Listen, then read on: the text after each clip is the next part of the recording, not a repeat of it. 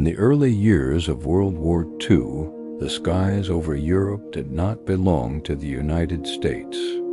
They were hostile, unpredictable, and deadly. Every mission began with the quiet understanding that not everyone would return.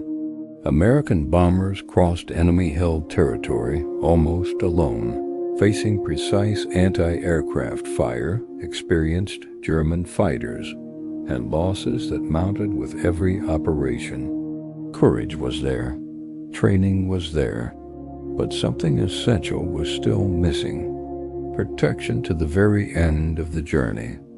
The United States was learning in the hardest possible way that winning an air war required more than simply putting more aircraft in the sky. It required keeping them alive long enough to complete the mission. Every formation that lifted off from England carried not only bombs, but men who knew that once they crossed the English Channel, they were entering airspace controlled by the enemy. It was from this urgent and unavoidable need that an aircraft emerged, one destined to change the course of the war.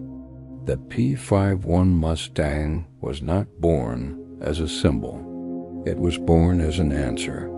Designed quickly, tested under pressure, and refined in the middle of combat, the Mustang represented far more than a new fighter.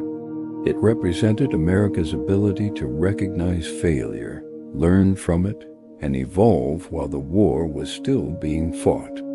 At first, few understood what this aircraft would become. Until then, the U.S. Army Air Forces relied on fighters such as the P-47 Thunderbolt, a powerful machine, incredibly durable, capable of absorbing damage that would destroy most aircraft. In a dive, it was nearly unstoppable. In direct combat, it was feared, but it had a clear limitation: range. The Thunderbolt could protect bombers well, but only as far as it could reach. And the war demanded more. The Mustang followed a different philosophy. Lighter, more aerodynamic, built for efficiency. When it received the Rolls-Royce Merlin engine, it became something entirely new. At high altitudes where the air was thin and combat unforgiving, the P-51 could finally fight on equal terms, and often with a decisive advantage. That was the moment everything changed. For the first time, American bombers no longer flew alone into the heart of Germany. For the first time, there was continuous escort. From takeoff to landing, the Mustang stayed with them. Over cities like Berlin, Hamburg, and Leipzig, the Luftwaffe encountered something unexpected. When German pilots climbed to intercept bomber formations, they no longer found defenseless targets. They found Mustangs already waiting, circling, watching, ready to strike. The air war was no longer one-sided. The Messerschmitt Bf-109 and the Focke-Wulf Fw-190 remained formidable aircraft, fast, aggressive, flown by experienced pilots. But now, every interception came at a cost. Every engagement carried risk. And unlike Germany, the United States possessed something decisive: the ability to replace losses. The Mustang did not need to win every dogfight. Its mission was greater: to force the Luftwaffe into constant combat. And in this war of attrition, time favored the Americans. With every veteran pilot lost, Germany weakened. With every mission completed, American air power grew stronger.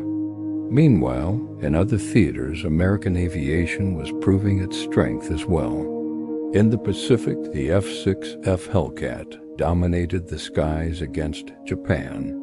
The P-38 Lightning excelled in long-range and complex missions.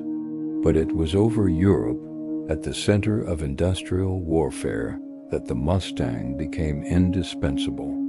By 1944, As preparations for D-Day intensified, the role of the P-51 expanded even further.